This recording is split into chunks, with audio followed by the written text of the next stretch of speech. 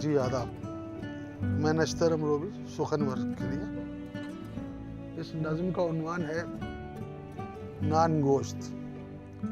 ہمارے یہاں امروہہ میں خاص طور سے ایک ڈش ہے جس کو ہم نان گوشت کے نام سے یاد کرتے ہیں اور وہ بہت پسند کی جاتی ہے۔ آج کل یہ نایاب ہو رہی ہے چونکہ الگ الگ طرح کے کھانے اس میں پروسے جا رہے ہیں، خاص طور سے شادیوں میں۔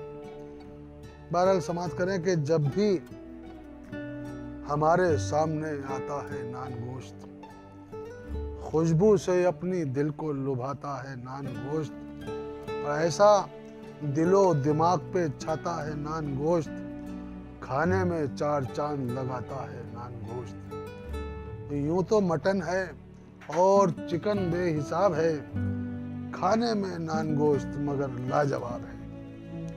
اور یہ بند سماعت کریں کہ روغن میں تیرتی ہوئی بوٹی کا باغ پن، روغن میں تیرتی ہوئی بوٹی کا باغ پن، چلمن سے جھانکتی ہو کوئی جیسے گل بدن، ڈکری کی بوٹیوں میں ہے ایسا لچیلا پن، گویا حیا سے جھیپ رہی ہے کوئی دلہن۔ ڈونگے سے جب پلیٹ میں آتی ہیں بوٹیاں، بوڑھوں کو بھی جوان بناتی ہیں بوٹیاں، اور روٹی نکالتے ہوئے کانٹوں کی وہ کھنک، تندور کے دھوئیں میں بسی نان کی مہک، حوریں بھی تھی فراق میں پانے کو ایک جھلک، اور روٹی کو دور دور سے تکتے رہے ملک۔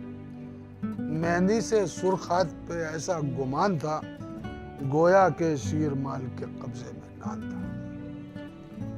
وہ نان جس کے سامنے پھیکا پڑے کمل، وہ جس کے آگے میلا لگے مرمری محل، وہ 14ویں کا چاند بھی اس کا نہیں بدل، اور شاعر بھی اس کو دیکھ کے پڑھنے لگے غزل۔ یہ نان کب ہے یہ کسی شاعر کا خواب ہے، اور جو بھی ہے یہ خدا کی قسم لاجواب ہے۔